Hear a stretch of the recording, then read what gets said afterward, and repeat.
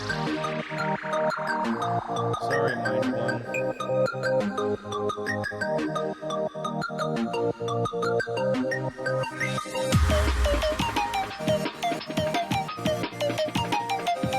gonna pop the Twitch chat into another window.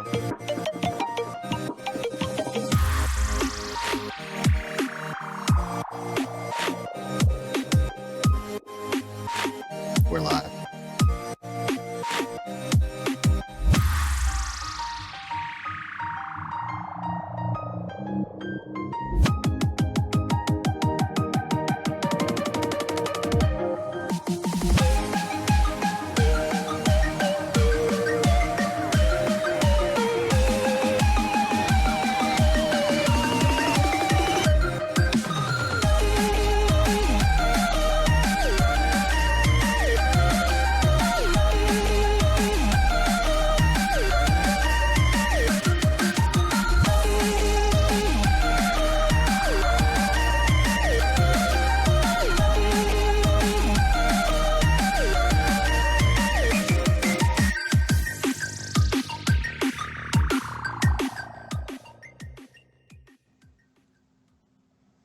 Hey, how's it going, guys and gals? Welcome back for this week's episode of the Insider Gaming News Talk Show. I know we've kind of been on and off and skipping a week or two here and there. It's just a lot of it is just scheduling.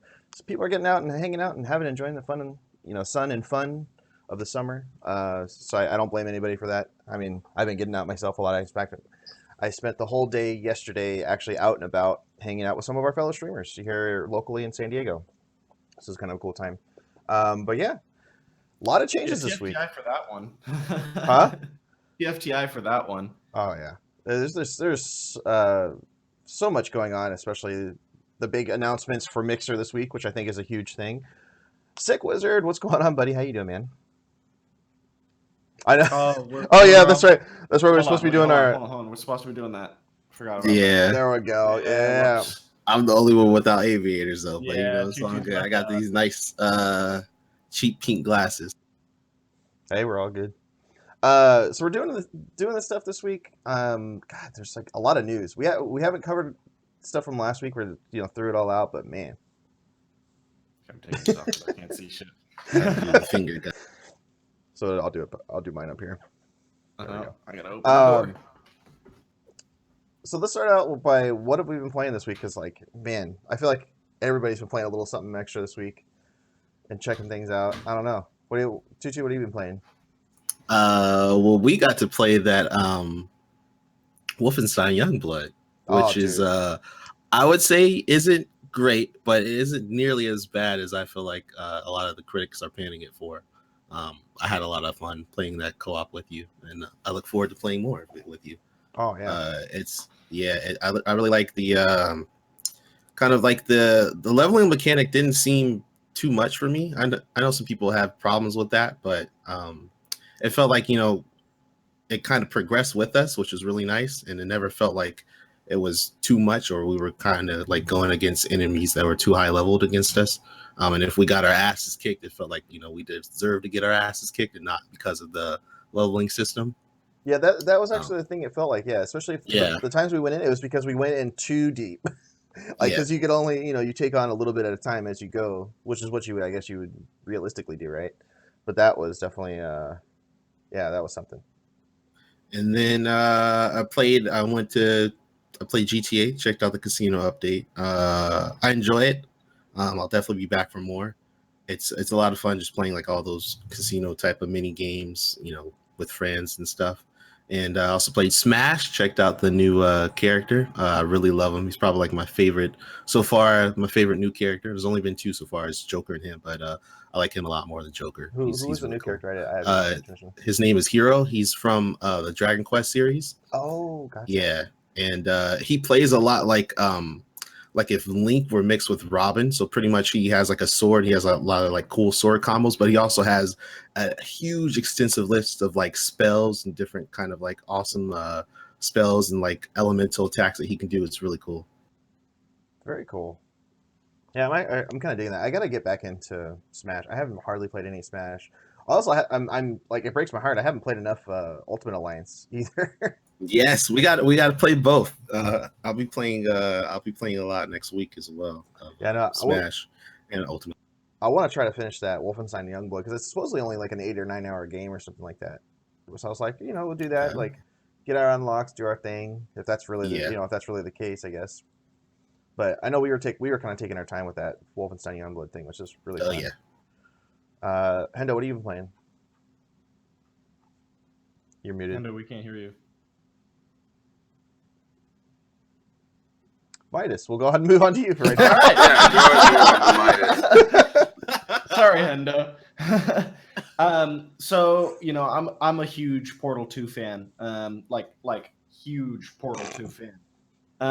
And I just did another playthrough of the campaign, start to finish, because I'm doing a video essay about the music and the atmosphere of Portal 2 and the way that they create these environments that they're working on. Nice. So that was a good chunk of my time, but a lot of it's been taken up by Warframe. I finally talk my language. I finally was just like, you know what? I'm gonna give this Warframe game a try because everyone's like telling me about it. And I started playing it, and they give you the option to have like a different, you have like a sword or a bow staff at the very start of the game. And I haven't switched to anything else. This bow staff is ridiculous, and it's like one of my favorite things. So Wait until I've you been, get Dread. It's like the best bow in the game, and it's kind of easy to get. It's from the Stalker. If you heard of the Stalker, he's like a guy that'll come and invade your game every so. yeah. Okay, I'm back. Sorry about that. Welcome back, Hendo. For some reason, Discord wanted to disconnect my voice, like give me like crappy quality. But I was just saying, I'm happy to hear Youngbloods isn't crap. I'm just happy to hear Youngbloods isn't crap because I've been hearing horror stories from some people and them not. Definitely not crap. I feel like. Yeah, it's definitely not crap. It's a cool like continuation on from Wolfenstein 2, and it's like I don't know. I want to say it's like at least 10 or 15 years, maybe even 20 years in the future from Something Wolfenstein like that, 2. It's like a really big difference. Well, it's his kids, right? They're grown up now, huh? Yeah. Yeah, Wolfenstein's one of my favorite games too. Yeah, it's like supposed to be like the rebellious Hitler youth, right? Yeah. Pretty much, yeah. I'm down for that. So yeah, I've been playing a lot of Warframe. I got that Discord free pack that they give you. They're like, here, get this cool, and it's great. I've been enjoying it. So that's been sucking up most of my time recently. Nice. Yeah, I have an issue right now, a big issue with Warframe. It's what happened? Well, it's a personal thing. It's not like an issue with it, but I switched my account over to the Nintendo Switch. Yeah. Now especially after TennoCon seeing like the new engine that it's running on, I'm so jealous, and I really wish I could come back over to PC with all the stuff that I've added on Switch. Oh yeah. I want like cross save so badly, but I feel like Warframe is one of those games that absolutely needs it, like more so than almost any game out there. Like Destiny's obviously getting it, so there's like now that's going to be the one leg up that Destiny has. I feel like any games that are kind of like those live service content games, they really need cross save because just like it would be perfect for me to play on my PC at home, and then when I'm away I can grind away on the Switch. Like that'll be so perfect. Yeah. But Destiny, I'm like locked. Destiny and Warframe are kind of the same game, to be honest with you, and it's like I love them both equally, but it's just like I was so into Destiny that coming over to Warframe is easy for me. It's like it's just starting a whole new Destiny game, but it's slightly different. Wait until you get to the harder kind of stuff. Oh yeah, it's way better. Overall, Warframe's way better than Destiny ever will be. Yeah. Huh. Okay, I see it. Once you get to like in game, you're gonna really have to like mod your weapons and your frames and have like the right kind of mods for them, and it gets pretty confusing. But there's so many guides and so many people that are like awesome and willing to help you. Right now, I've just been running in with kunai and the bow, and I've just been like, well, nothing can stand up to me jumping down with the bow. Like that's it. Nothing can stop that. So I've been running good, but I know that that's a time sensitive thing. Yeah. I haven't touched my Warframe character in like a year. I should do that probably. It's funny. You should, yeah. I want to say Yeah. like the whole INN stream team at one point was like super into Warframe. Like we had everybody streaming it for like I want to say like a solid 6 months almost. Like Yeah. on and Fun. off. I don't blame them. Yeah, that was a super fun game. Yeah, definitely. Now's the time to hop on, especially now to get ahead of that. What is it called? The Empyrean update with the ship battles and stuff like that. Yeah. When you hop on, you definitely want to join a clan too, so you can have access to that. And if you've got Discord Nitro, they give you a free pack full of they give you a free frame, and then they give you some cosmetic stuff. Yeah, Saren, which is one of my favorite frames. I love it. I love it so much. It's so useful. She's like one of the best DPS frames. She's insane. Which one is it? Saren. Oh yeah. Teoder and Warframe is free. And again, if you've got Nitro, go get that free pack because that thing is a DPS machine. Yeah. What is Saren standard or prime? It's standard for Nitro. Oh, okay. All right, I'll show you. It's not a frame I need.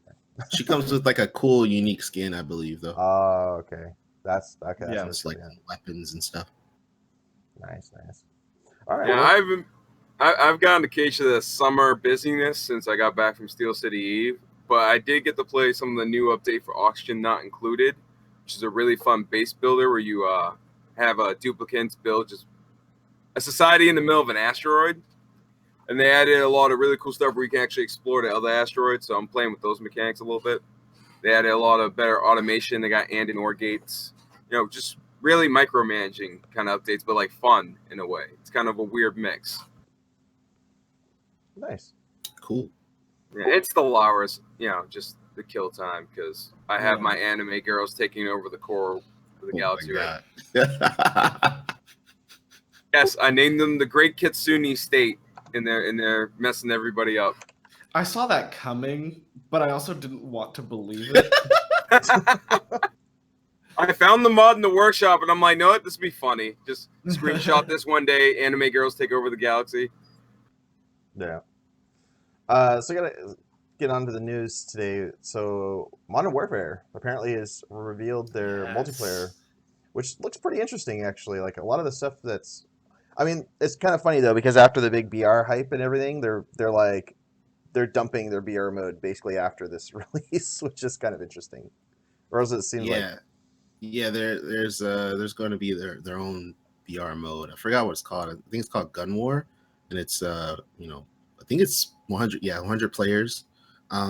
They revealed a ton of modes. There's like an objective-based 6v6 mode. They have like 10v10, 20v20, and to me the most notable was this like realism mode, and it strips down your HUD. You can't see like the map or anything. It's just pretty much. So it's it's just pretty much your gun. But the craziest thing is that it's at nighttime, and you have to use like your night vision. And when you like zoom down your sight, your red light is on, and people can see your red light, and they can kind of indicate so like we're definitely. It seems this so is the essence dope. of Warframe, which is every now and then reinvent some aspect of it. And this is Plains of Eidolon is really a big expression of that kind of dissatisfaction with the status quo.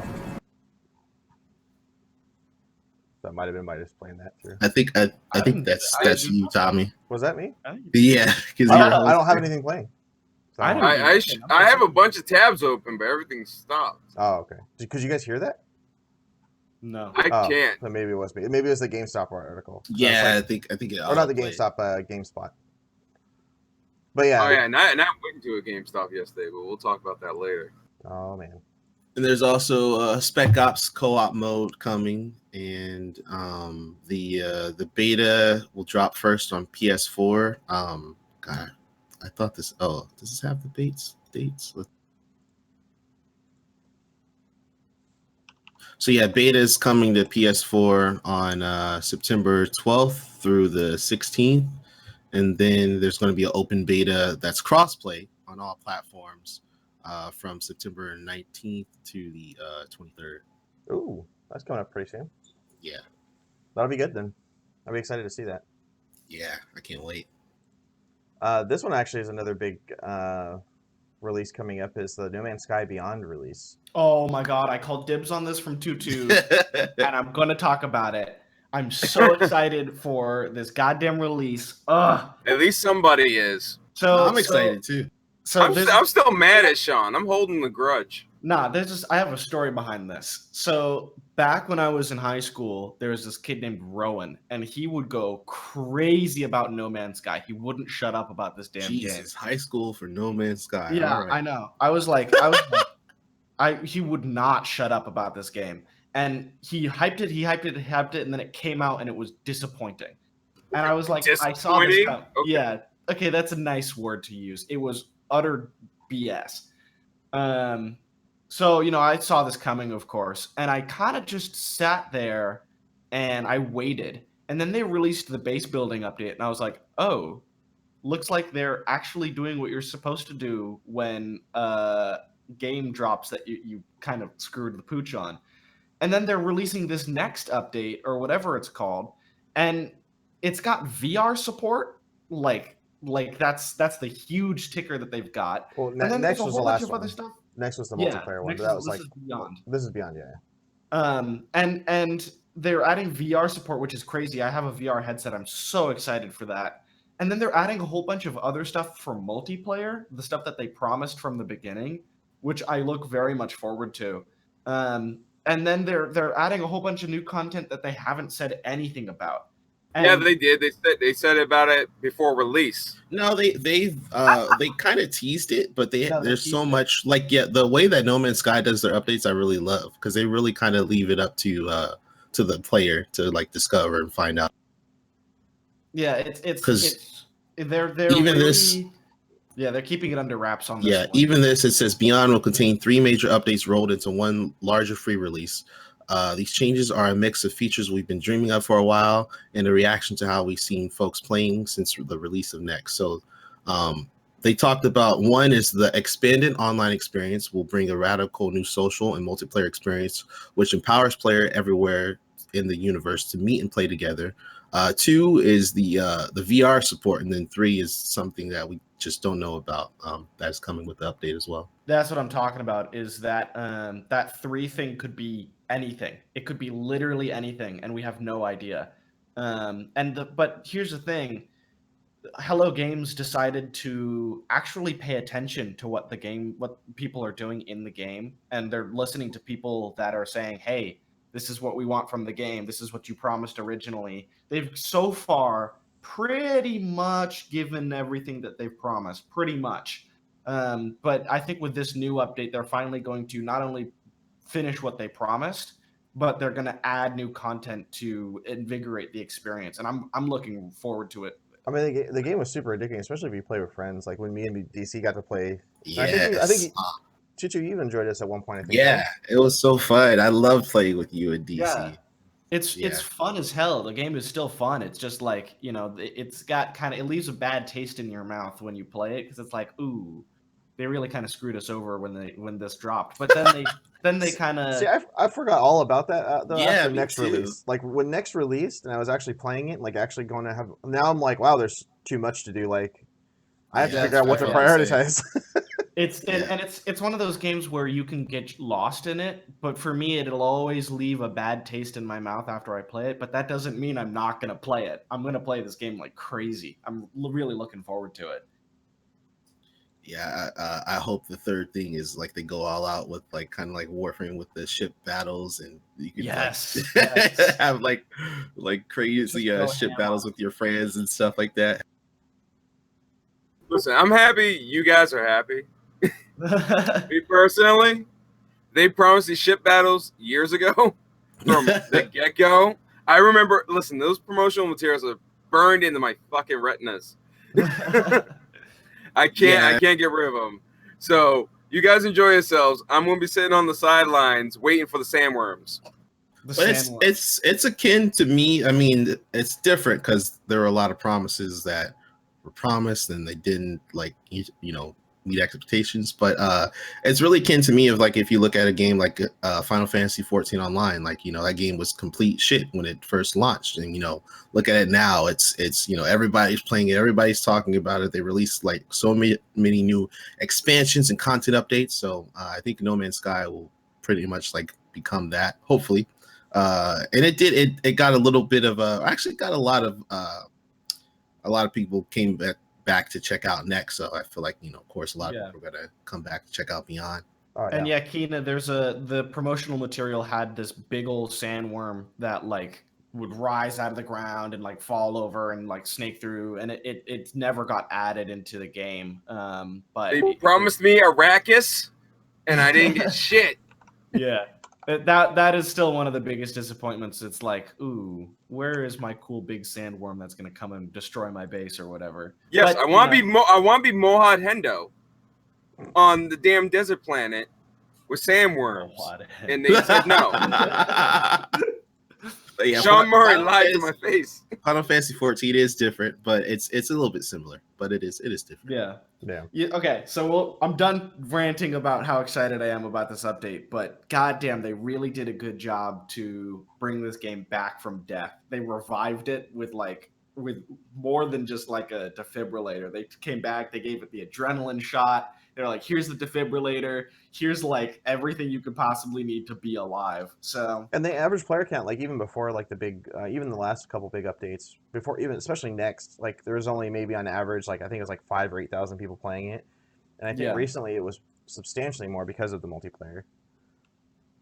Like let's see. I'm gonna look right now. Yeah, I'm gonna go back and play before the update comes out and just see, how much. Oh, it's back down to like its standard. It's around the 5,000, 5,700 or so. The spice must flow. And that was actually July. It actually popped back up again after the expansion was announced. So it'll probably pop back up again, especially at least on PC wise. Like the consoles. As soon as the announcement drops, I'm expecting to see a bunch of streams about it. And if it's a good, like a real update, I think that might solidify its player count. I mean, it has a solid, like presence for that anyway. Like the last bunch of big updates, every time the update happens, like we'll all dig into it to somehow, to some degree or another. Yeah.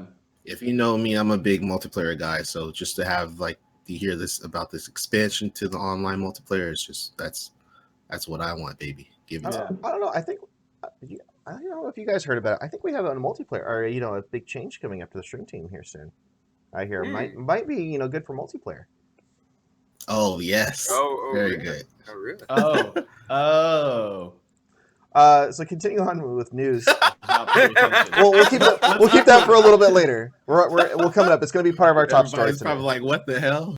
Yeah, I was like, huh? And then you said it. I was like, oh. See, I didn't put this one in here, but I don't know if I would even report this. MechWarrior 5 being switched from Steam to Epic, which is also kind of pulling another Metro Exodus thing. Wait. Hold on. Roll that back. What's getting switched to? MechWarrior 5. The new MechWarrior game that's everybody's been waiting like 15 years for. So they switched. That's not MechWarrior Online.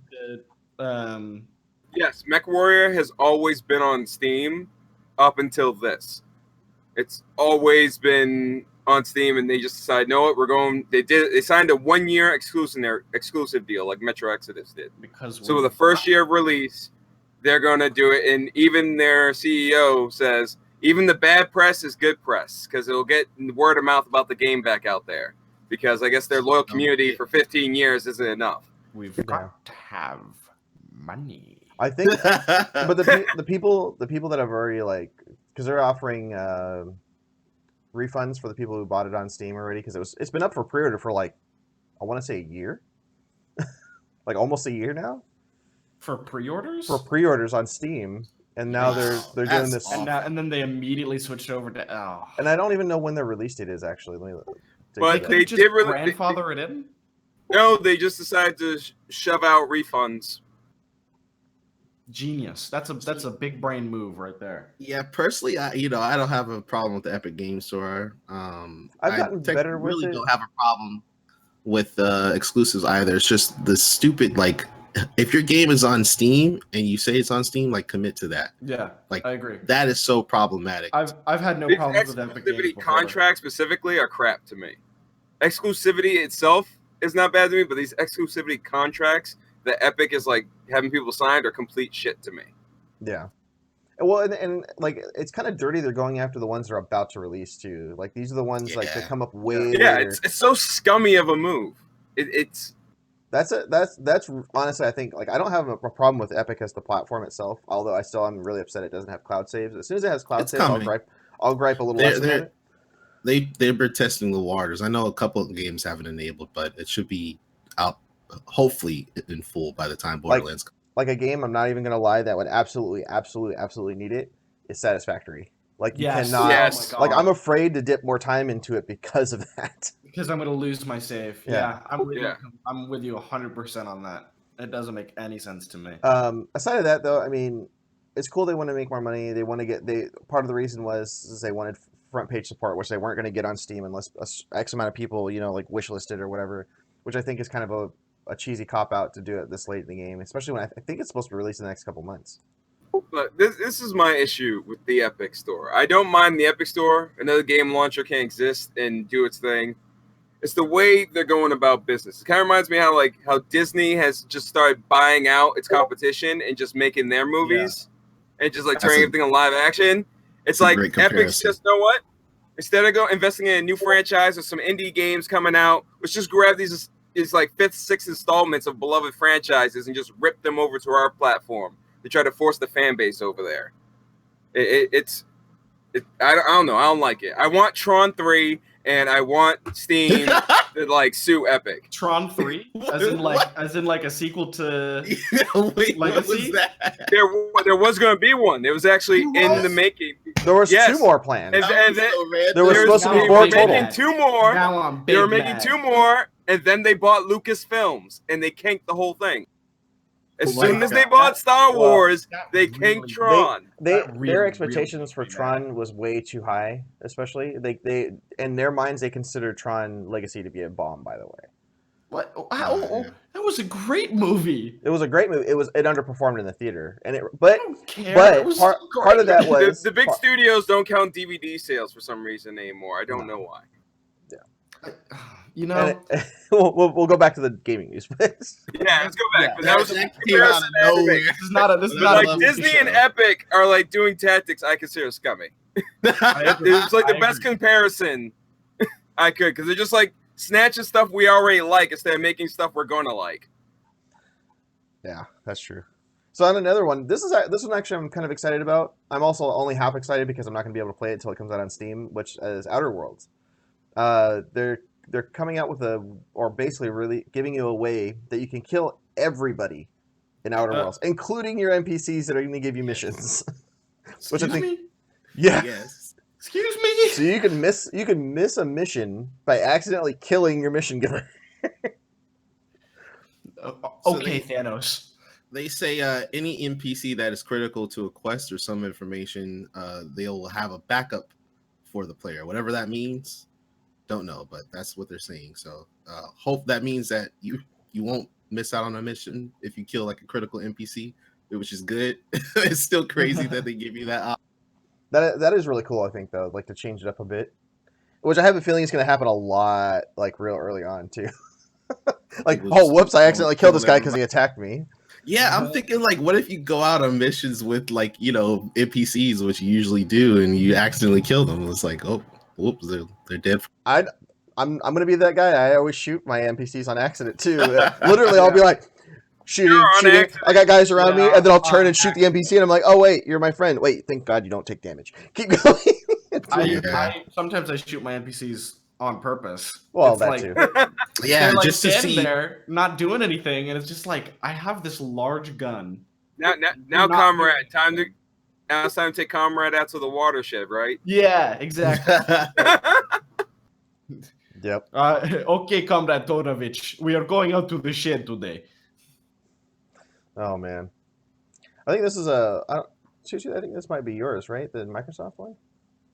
Oh, yeah, but also Outer Worlds is also coming to Switch after the initial release on consoles and PC.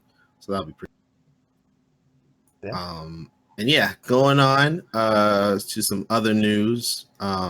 So we heard about Microsoft and Sony kind of partnering on cloud gaming and cloud services, which is really cool and out of left field. So I would have thought that this was like Microsoft's doing completely, but this was all Sony. So Microsoft CEO came out and he said, there's a quote. He says, first of all, it's all driven by Sony. They looked at who all of their partners that they can trust. And in fact, it turns out even though we've competed, they also partnered up. So pretty much Sony was looking out for like who's the best company we can partner up for these cloud gaming services. And it was Microsoft. So, and that's a really cool and weird story. Yeah. Can we talk a little bit about Microsoft for a bit? Like, what are they doing? They bought Minecraft, then they bought Halo, and they've kind of just been sitting they've always on owned it for a Halo. while. Well, they've always owned Halo. Yeah. Okay, they've always owned Halo, but like they were like, oh, let's do something with Halo, but now they're kind of just sitting on it, and it's like, well, that's the whole 4-3-4 fiasco. That's true. 3-4-3. 3-4-3, whatever. And know what? They're that forgettable, okay? Because they did stupid. True. Well, it's not like they're not sitting on it right now. I mean, they're creating Halo Infinite, which is supposed to be out in 2020 or 2021 or holiday 2020 with the new Xbox. And yeah, that's fair. And then they're also doing the Master Chief Collection on PC, which is going to bring multiplayer to PC for the first time since like the original Halo 1.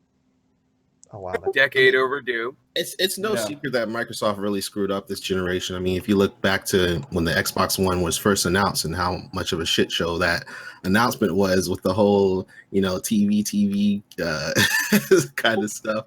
Yeah. They really shot themselves in the foot. And so, over the course of this generation, they've been trying to rebuild themselves. And, even if you look back at last E3 where they announced all their new companies that they bought. And so they're kind of gearing up to really compete with Sony as far as like the next generation. So remember a couple of years ago when they were talking about like HoloLens and doing Minecraft in your living room? Remember those good old days? Microsoft? Yeah.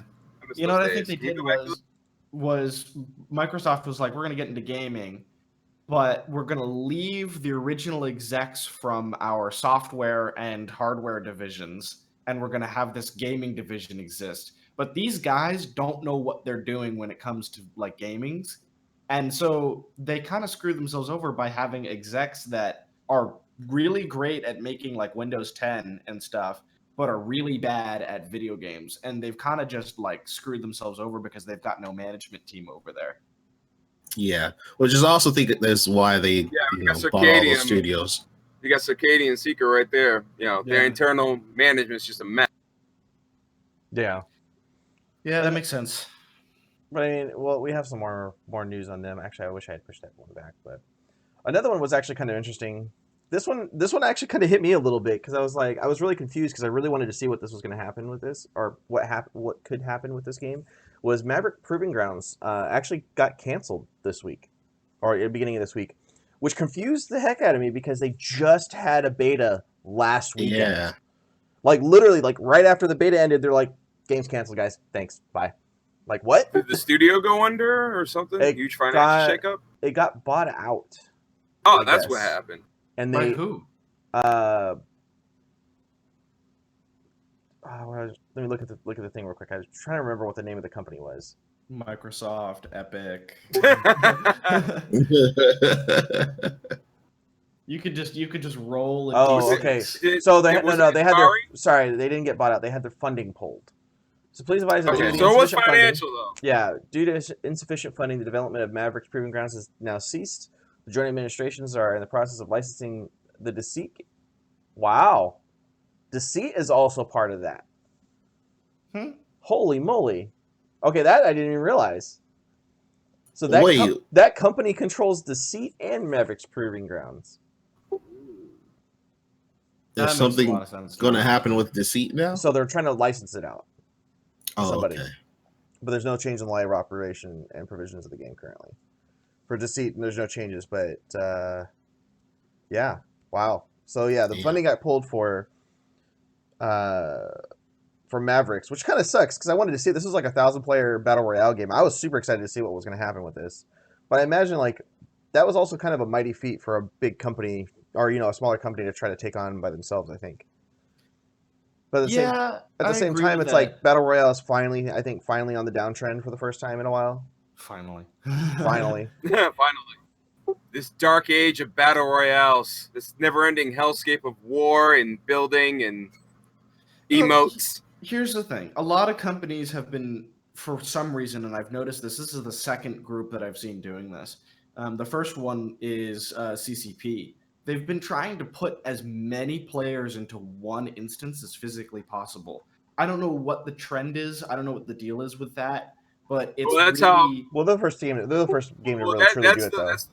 And that's the whole appeal of EVE to begin with, is one server, everybody. But I'm talking about like their mass tests. They're like their 100,000 player tests in CC. Well, that's because we have something called tie-dye in EVE, time dilation, which is horrible for big, large engagements, which get bigger and bigger every year because people keep joining. It's trickles, but it does happen. So they have to do those big tests so they can upgrade the servers. They have like 3 different server rooms in 3 different continents right now because of the craziness going on. But what I'm saying is, it seemed like a trend where they're trying to fit as many people into one game as physically possible. And so it seems to me like this was a trend that was going on. But I could be wrong. But the more people that they can get into one single instance is the better for them. Yeah. Well, EVE has set kind of like a benchmark for other gaming companies and other gaming projects to try to do like massive groups, because EVE does pop up in gaming news every couple of months hearing about this giant battle or this giant scam. So it does have a effect on a lot of developers. It does. And want to have these big giant battle royales, not understanding that EVE's mechanics allow it to be that crazy because they dial back a lot of other stuff. That's fair. Like a lot of people think EVE is all like, you're right up on the ships and there's thousands of them flying around and it looks like something out of a Star Wars movie. When really you're zoomed out, it's a bunch of little green dots and purple dots, and you destroy the purple dots. You shoot it at the purple dots, or don't shoot at the purple. Don't shoot at the purple dots. Well, depending on who you're working for, you might shoot at the purple dots. Don't shoot at the purple dots, but if you want to, you can. Yeah. So moving on to the next bit of news. This one's actually kind of interesting because I think this is part of the landscape, also perception of the company itself. So GameStop has announced that they're laying off dozens of regional managers as it searches for a future in gaming. The report came from Kotaku recently. I think it was this Thursday. And it's already, regional sales supervisors have been laid off. And this also comes right after they had just shut down ThinkGeek, which was pop culture stuff. Yeah. It got shut down? Yeah. Trust me, I'm mad about it too, because I have a lot of memorabilia from them. They consolidated their sites, basically. So they consolidated. I got the Star Wars bowl and the planetary glass set from Star Trek, dude. No. Ouch. So they consolidated. I take shots out of Endoria. Motherfucker. I swear to God, you're getting muted next time. They consolidated all their stuff from ThinkGeek into the GameStop website, where they already started like trending, moving most of the stuff over there. So they shut it down and saving a bunch of web services for it. But there's still a lot of that stuff still available to users. So at least that's good. Like not all of it went away, which is okay. But like the super custom like ThinkGeek only stuff, I think that's all gone now, because I haven't seen any of that specific stuff over there since they shut down. Exclusives. Yeah, like the ThinkGeek exclusives, like the ThinkGeek's shut down with. But what is it? Trying to think of the con exclusive stuff they used to do. So they have the like pack of saving and like all this other like little stuff they would have at random conventions, like PAX East and West and TwitchCon. They had and even Comic-Con they had a ThinkGeek booth. Yeah, there it is. Yeah, it's like the bag of holding, I think is what they called it or something like that. Yep. That's the bag of holding. It's also AKA the con survival bag because it's made, just to be like a little thing to keep all your like signed autographs and stuff in and tablets while you're in a convention. Oh yeah, it's really, I like it. It's nice. That's one of my favorite things is just having a small bag. I don't necessarily need a backpack because backpacks are hard to carry around, especially in really busy convention centers. I think the side bags, like I've gotten a new side bag that if y'all ever see me at a convention, which happens quite a bit every year, I'll have like a side bag now that I just carry like small stuff in, like a drink and cards and little stuff. I have a nice little Herschel backpack that I like to carry around. It's so small that it doesn't create a problem, but it's big enough to hold things like little trinkets that I'll buy. It works great for me. And actually I was in a GameStop yesterday.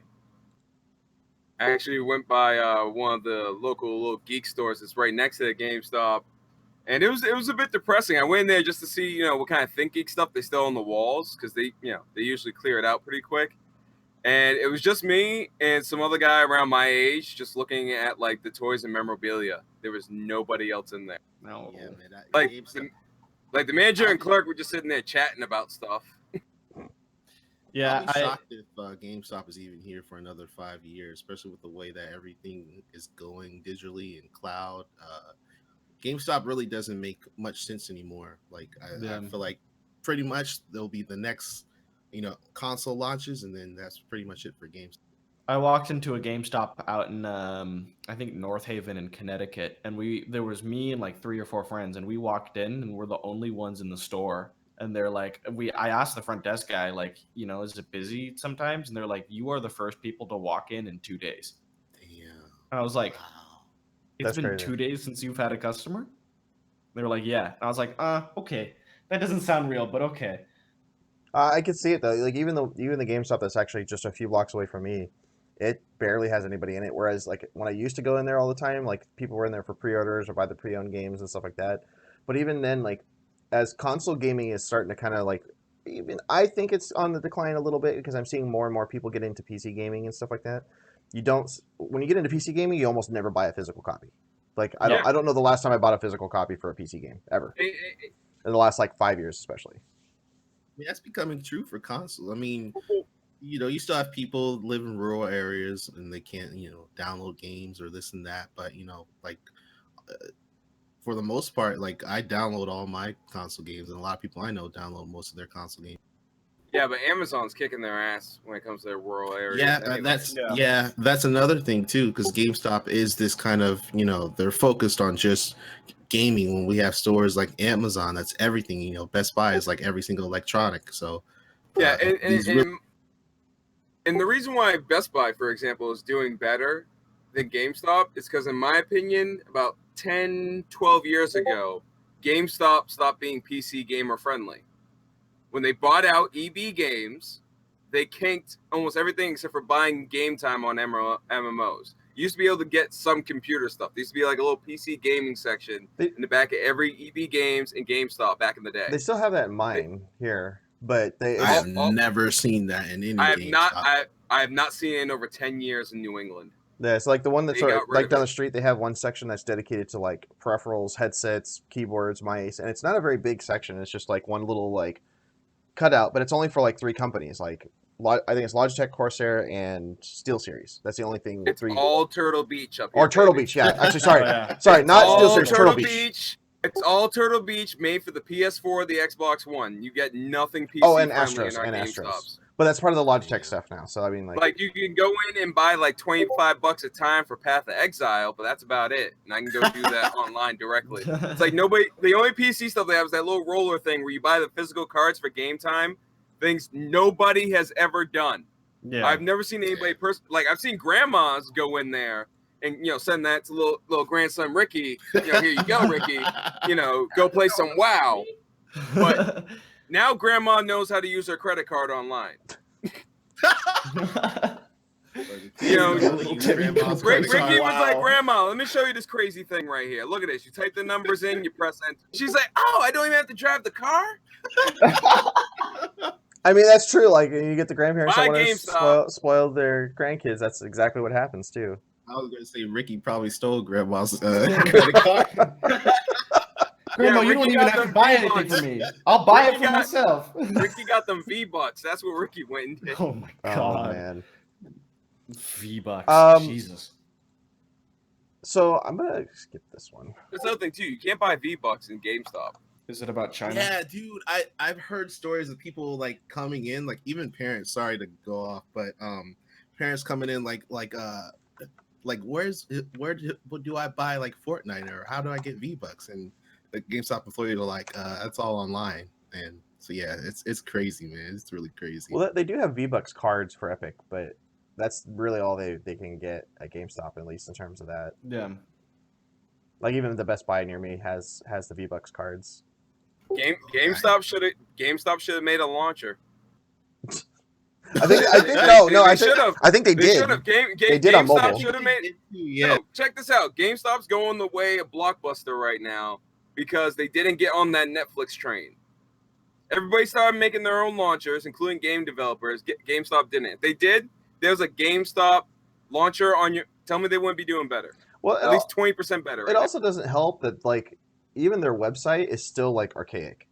Like you cannot or like you can't pre-order games and pick it up, like order online and pick it up in the store. You have to go to the store to pre-order a game, or you have to get it shipped to you. Like the shipping to you, okay, yeah, sure, but nobody like if you're an avid gamer that really wants to play that release title, you're going to want to play it the night it comes out, not wait till the next day or two after it gets shipped. And then the only other way you're going to do that, now you're going to go into the store and grab, pre-order your item. But you can't do like, oh, hey, I want to pre-order and pick it up at the store the night it releases. Circadian raised a good point in chat. They would definitely be shutting down brick and mortar stores if they had a launcher. Yeah, but the company itself would be doing better. That's true. I'm not saying the stores would stay open. I'm not saying that. I'm talking about the company surviving and not going the way of Blockbuster and Radio Shack. That's true. They're on the fast track to do that right now, at least. Because like even pre-order sales are not doing that great, and games are getting cheaper now by the month than they ever used to. Like $31 for Conan Exiles used for PS4. I saw on the rack, pre-owned. Jeez. I can get that for like $20 anywhere else. Yeah, you can get it for cheaper on G2A. Don't use G2A. Don't use G2A. I was gonna say ew. I'm just saying. I'm just saying if you go on Humble Bundle or you go on Steam, you can catch it on sale for like $20 easy, like every 2-3 months. Not condoning the use of G2A, just saying that you can get it on G2A. Well, you can get it on Green Man Gaming or Humble for still cheaper. So you can get it. I wouldn't even mention G2A because Humble gives you. Go for Humble. Humble Bundle's great.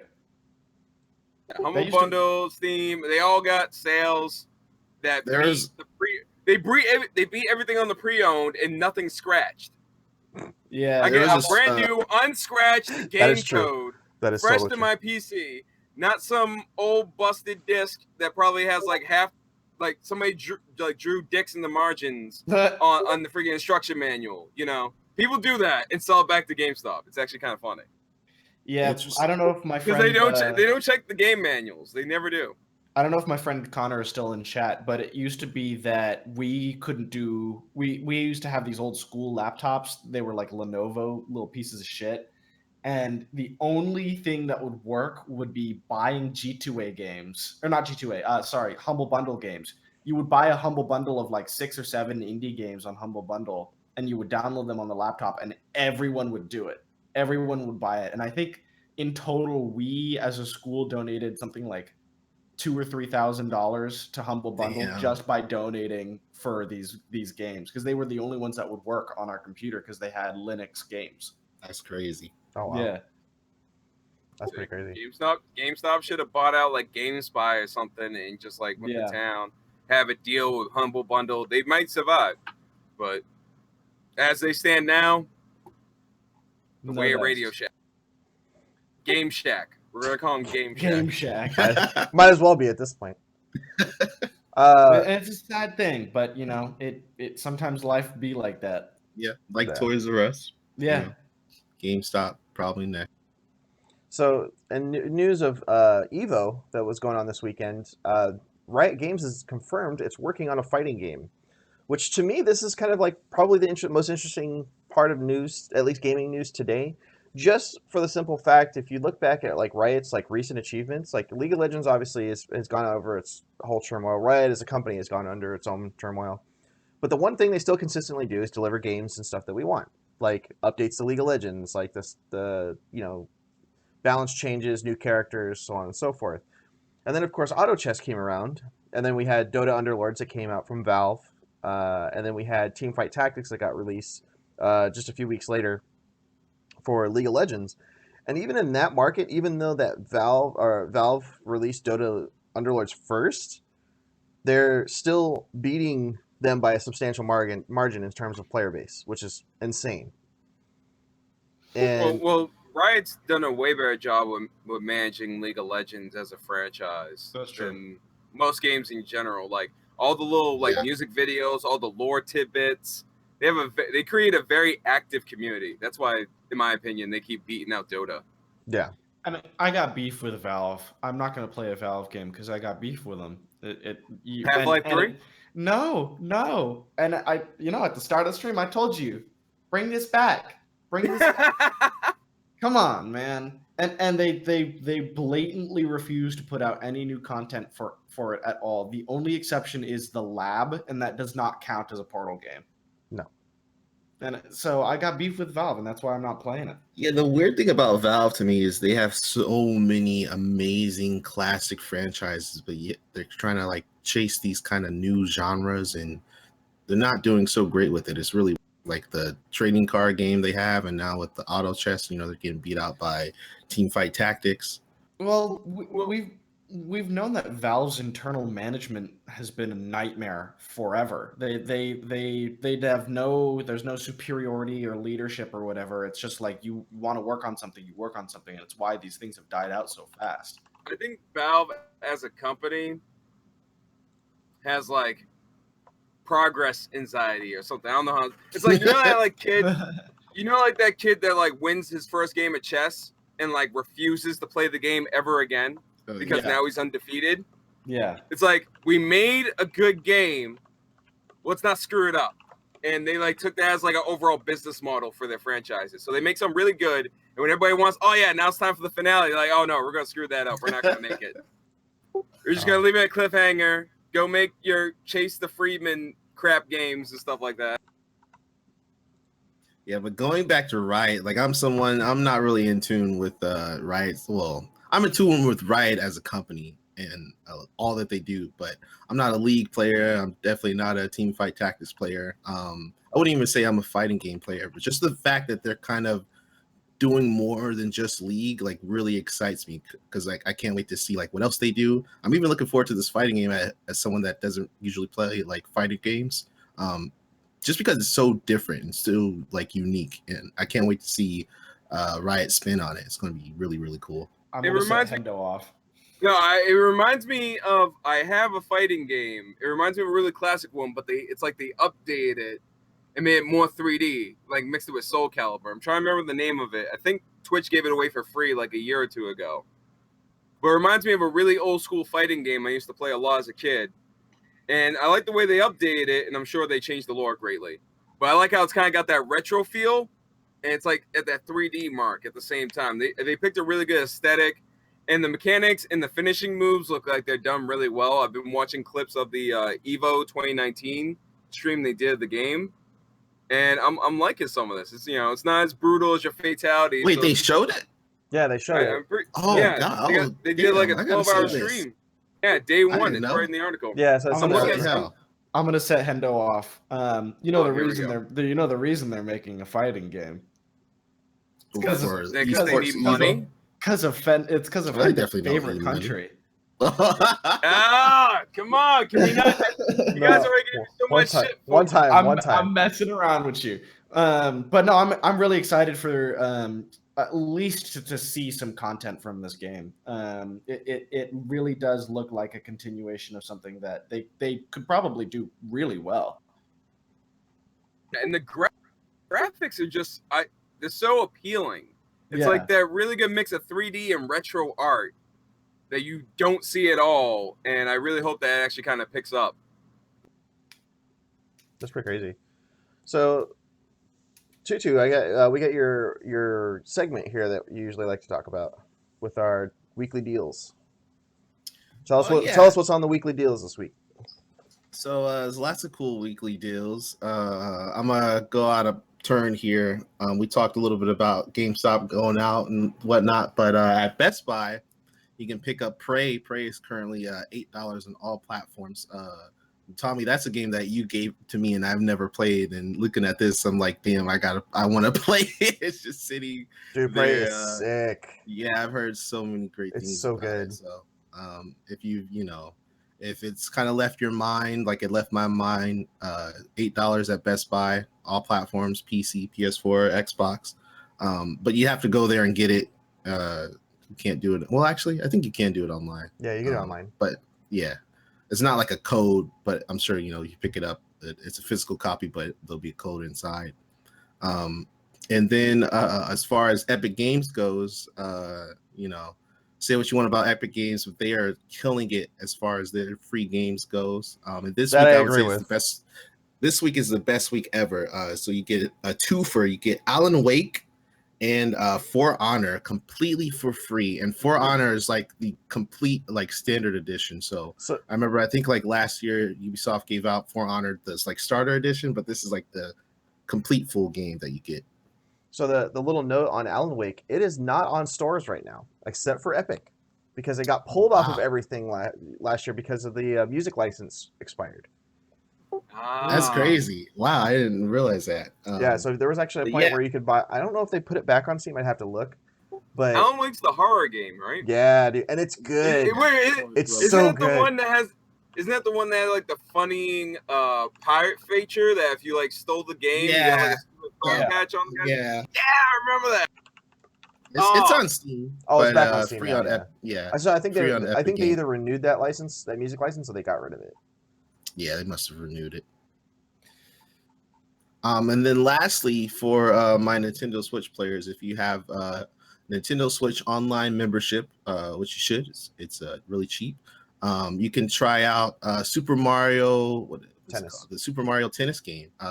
It'll be free all next week for online membership people to play. So let me build on that one. If you have Twitch Prime, you can actually get Nintendo Switch online membership for free right now through September 24th.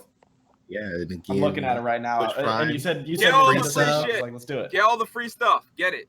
Get all the free stuff. Get all that free stuff. Bum rush the garage sale, whatever. I'm happy with so that's the one thing. Going back on the Epic thing is I am super happy that they were giving away good games now. It's you get the occasional game. You're like, okay, maybe I'll try that one day. But it's not anything been exciting except Alan Wake is super good, and For Honor also is super fun. Those are super fun games. Yeah, and I know For Honor was one that another one that launched kind of in an okay state, but they really added so much content to it. Now it's a lot better. No, didn't see anything crash. Yeah, it didn't crash for me either.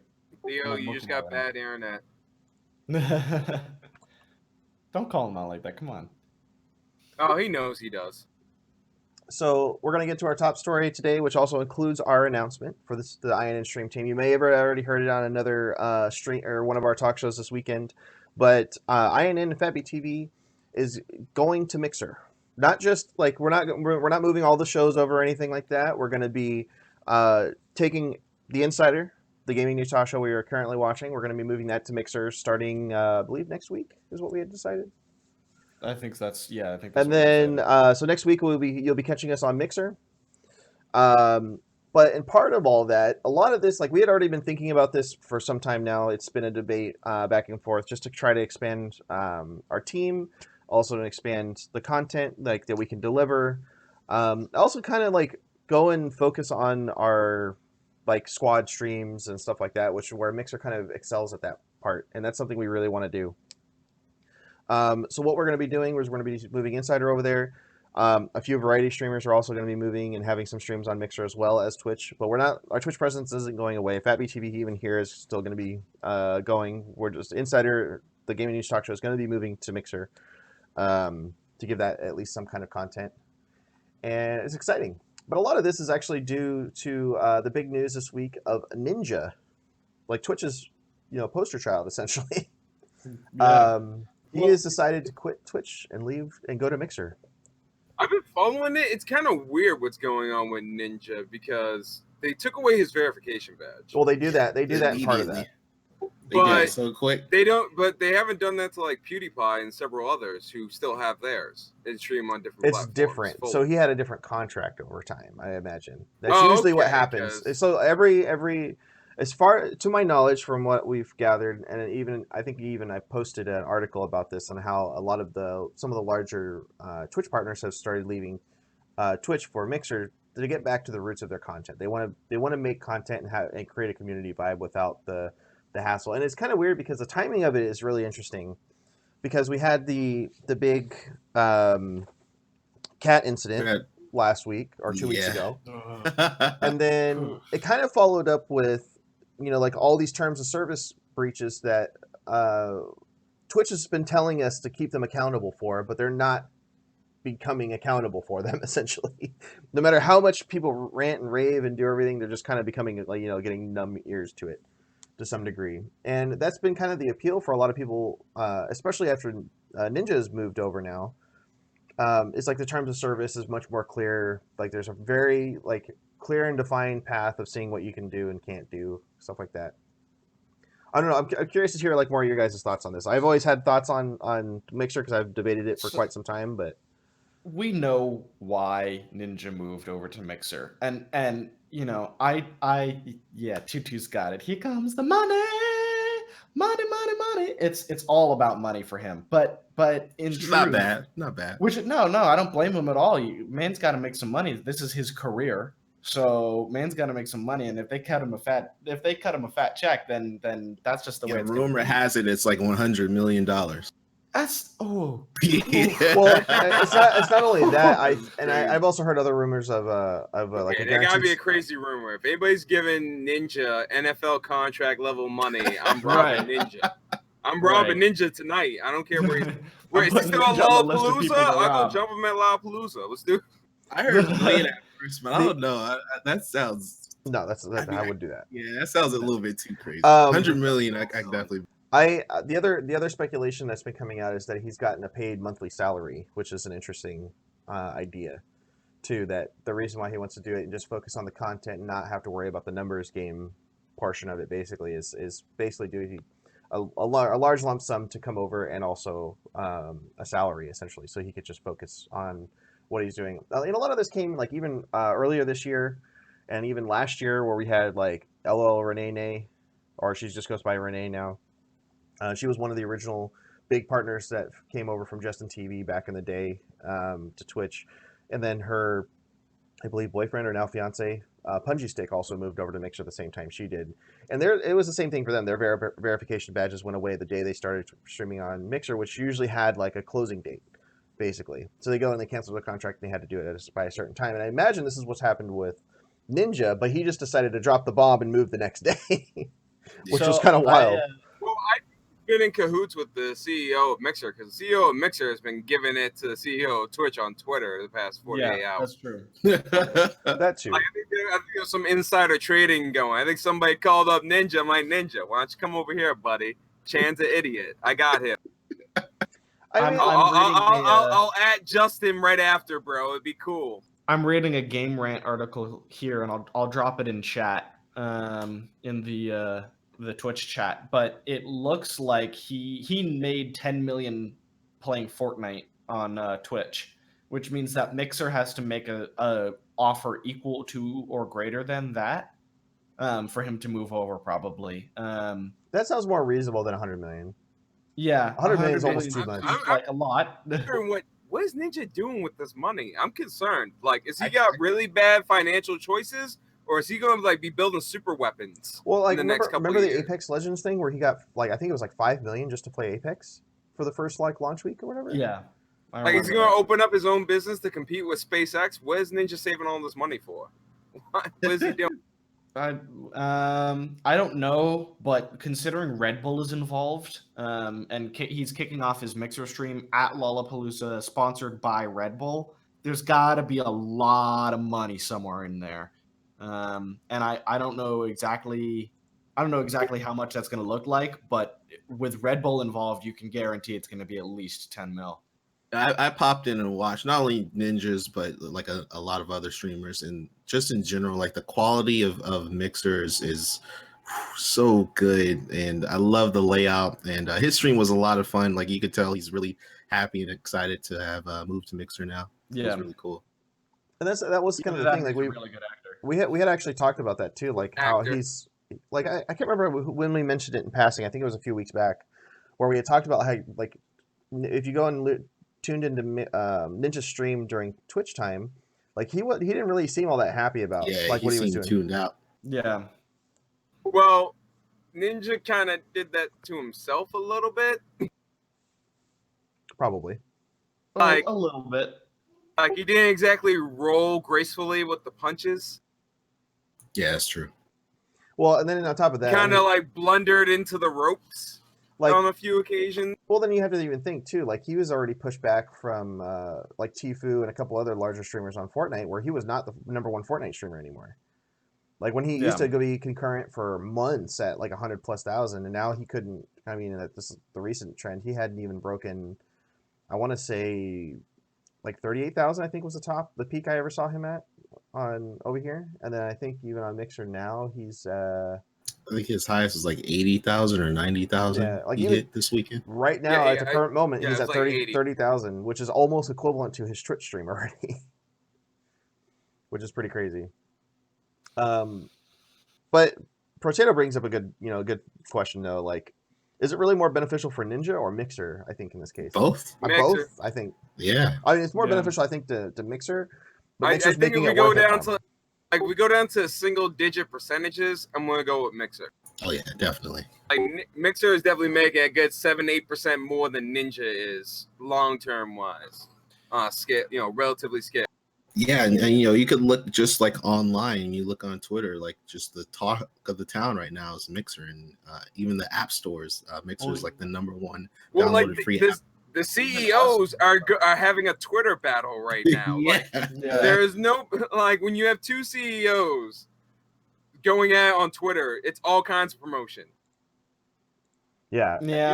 And it reached top 10 on the trending news the day that Ninja moved to Mixer, and Mixer was on that trending worldwide news. Like it was like #8 or something that day, which is kind of wild. I don't know. I think this is a plus for both of them, but I think that this move in the long run is going to benefit Mixer way, way more than it's going to benefit Ninja. Because if you look at it, think about it right now, yeah, sure, the percentages are probably equal. But if you think about it in the long run, this is the shot that rang around the world was Ninja leaving Twitch to go to Mixer. This is the shot that's heard around the world, and at some point it's going to start all coming down. And we're going to watch another war between platforms, and that's just how it's going to be. I'm happy for this war though, because I think that this war is kind of one-sided. Not really, not yet. Like at the moment, I think it's one-sided because there are certain policy changes that came into effect around the same time of this move that does not make Twitch look better in a certain light. Which one? Like, what do you mean? Certain adjustments have been made to TOS for certain types of streams. On what? On breastfeeding. Oh, where they allowed it? Yeah. Yeah, so that's like not exactly going to be working in Twitch's favor. They didn't make a terms of service update. They allowed it because it was a posed question to the support staff.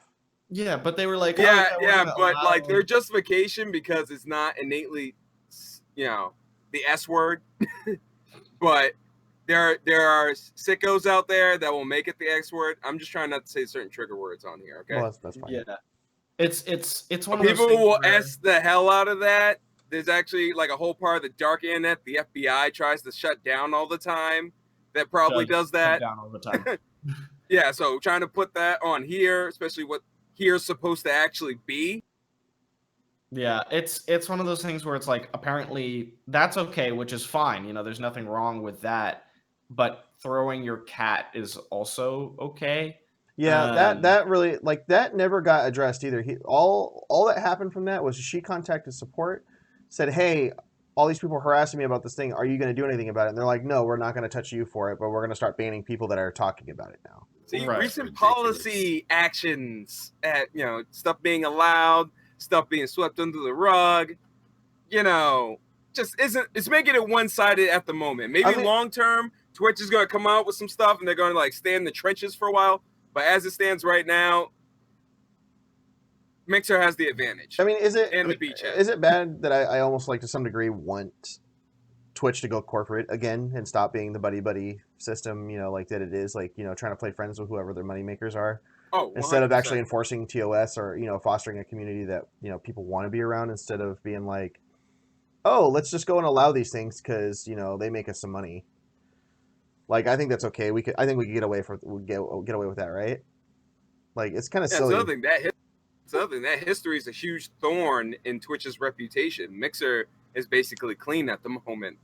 Yeah. Twitch has kind of a long record of letting stuff slide and not really confidence. And Mixer has already done it too, Mixer's already done it too, where they've banned one or two of their big streamers in the past, just because of like terms of service breaches. And I'm like, okay, well, obviously it shows somebody's not afraid to do it.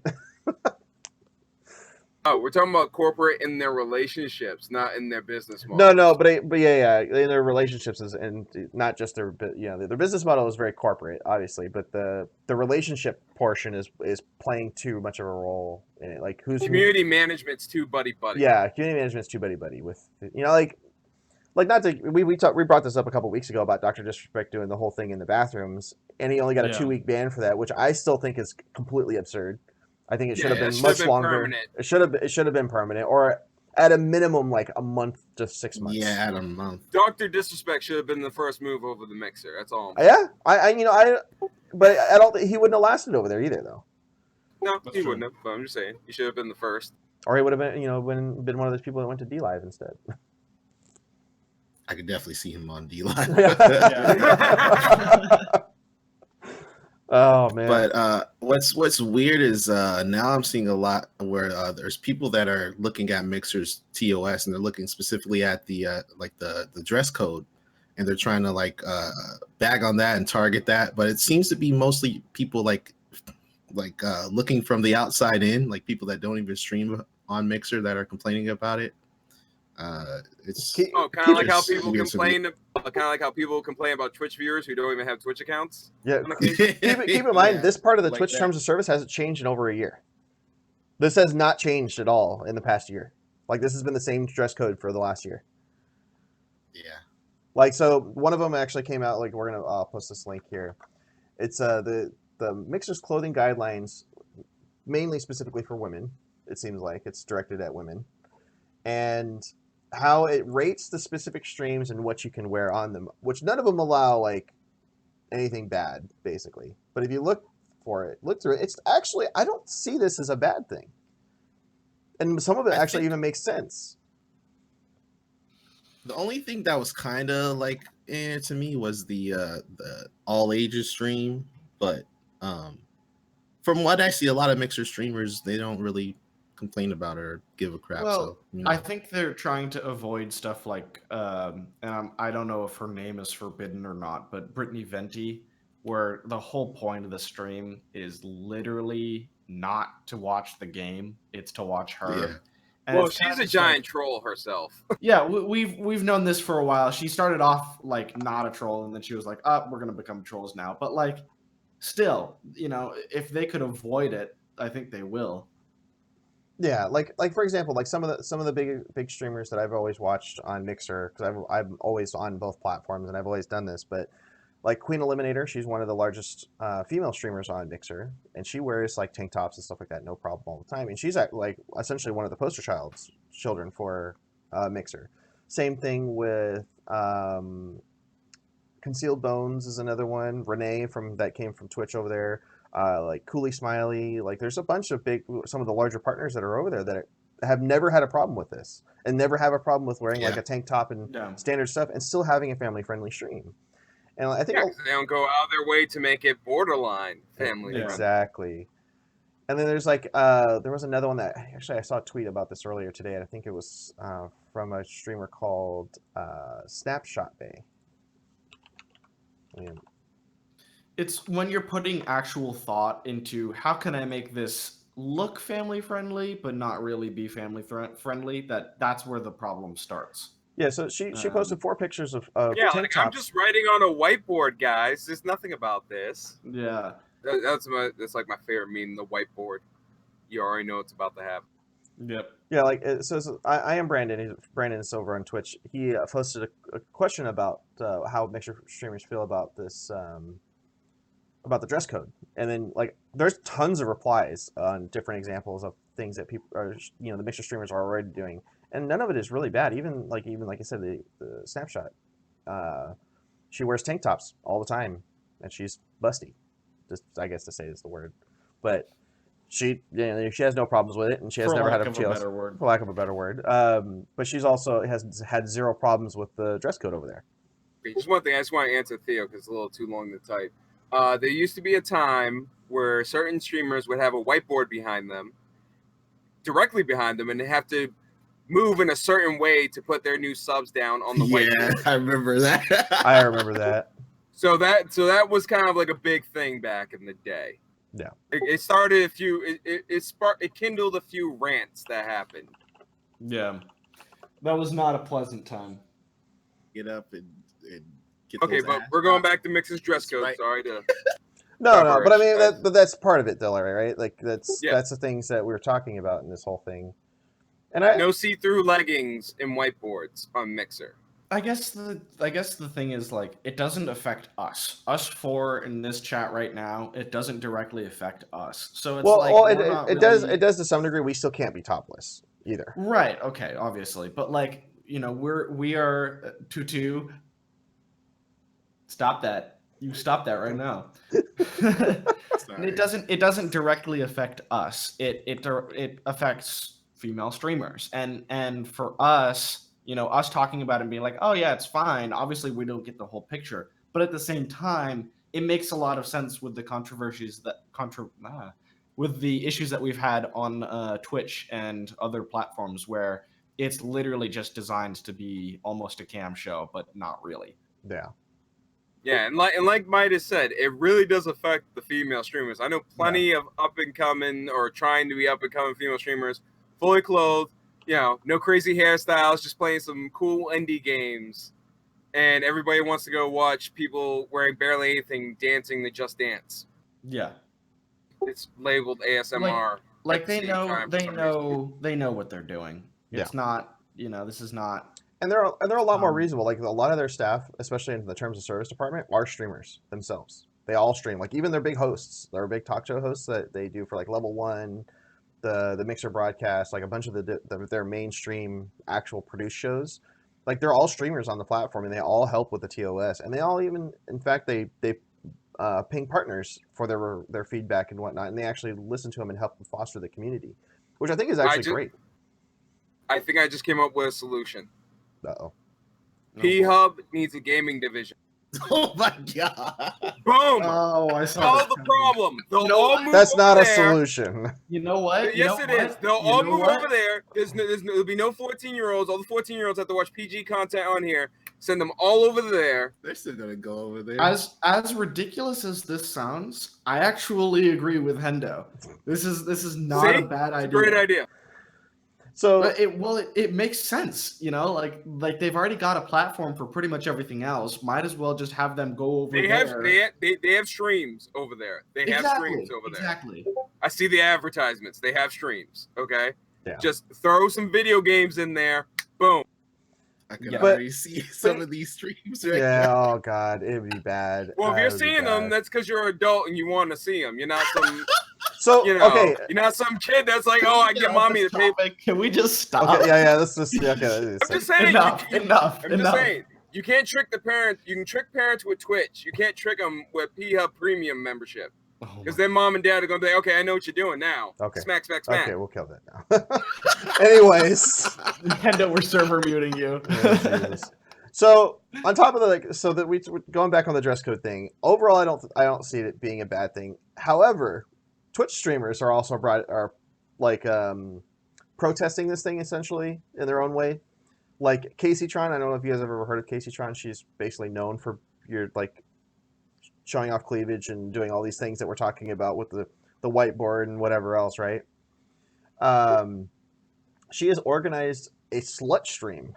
Literally the term for it she used. And I just don't understand this whole thing. Like it's a day to combat online harassment and raise money for charity, which I don't know why that name needs to be part of it. Well, so when people call her that, she can call it harassment. I guess. Because it's not empowering when somebody else calls it to her. When she says about herself, though, it's empowering. I don't even know on this one. Well, nobody they have like a slut walk to empower like women. That's like a yearly thing that kind of face abuse and things like that. And if it's like that, like the charity goes to like women that have been abused, like I'm all for it. But yeah, I feel like this is a risky topic for us to be talking about. It is very. But anyway, half this show has been risky topics. That's true.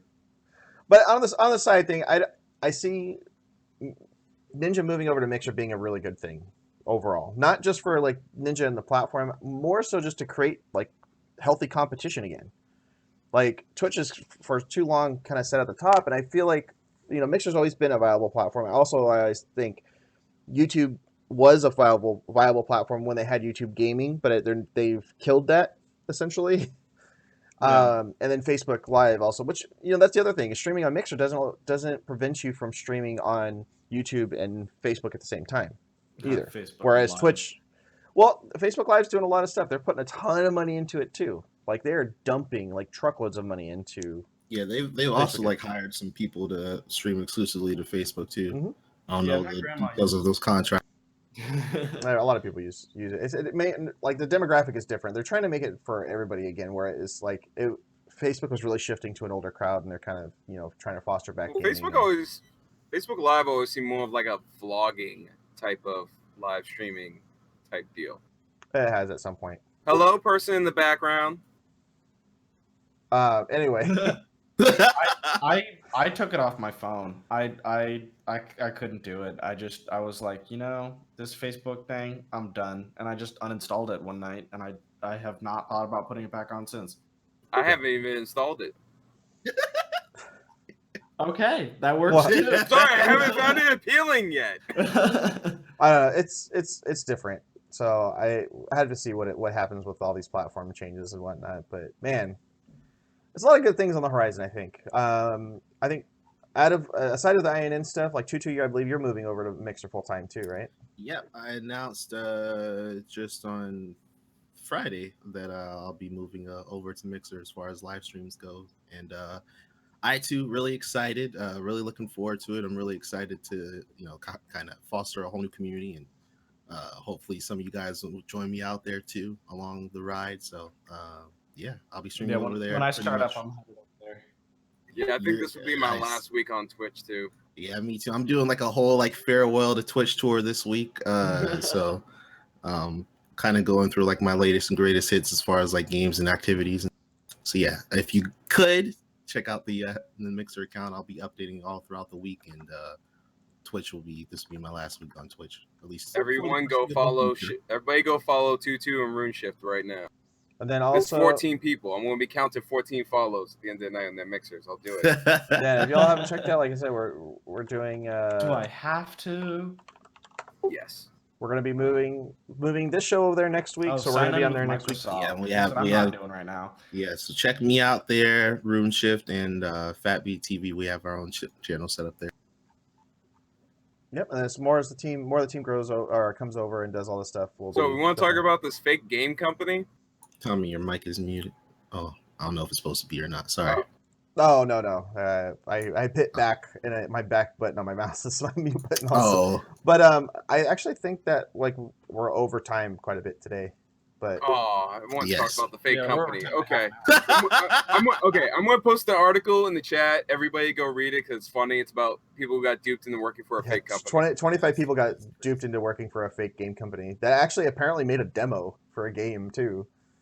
That looked good. It looked good, yeah. It was pretty interesting. Definitely post that link. But yeah, I think that's it for this week. Anything else aside of what we've been talking about?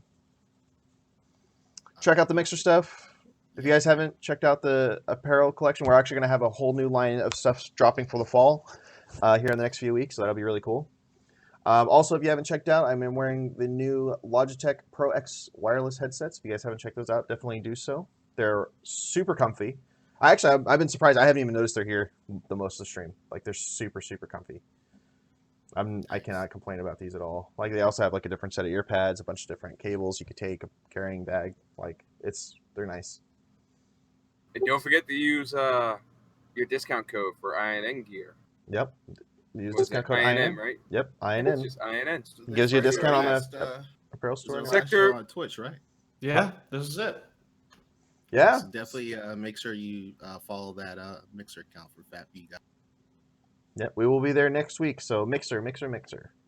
This is our last Insider's last stream on Twitch. Mixer. It's gonna be a mixer. We're mixing things up.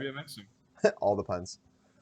Alrighty, thanks guys and gals. Hope you all have a great one. If y'all haven't checked out everybody here on FatBeat TV and all the other wonderful talk shows on INN, definitely do so. And until next time, we'll see you next week on Mixer. Have a good one.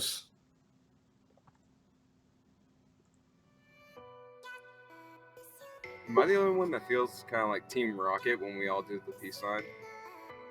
We are still streaming.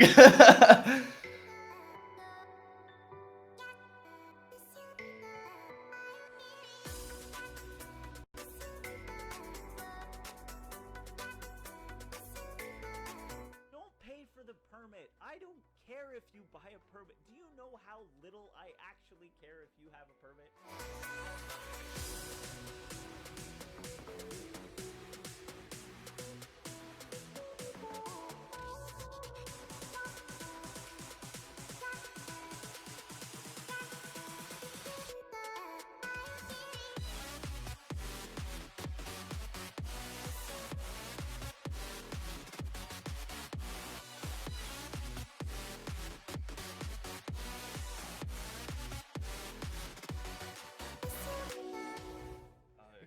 About the fact that he received no support from that. I think Boat has some. Yes, I do. Oh, I got some leaks for you. Like simple shit like that. No, simple shit like that. If he can't answer that, I need to break in because I need more original every week. That's a goal. Do you really actually get paid for that? Because you deserve money for that last one. That was a fucking amazing setup.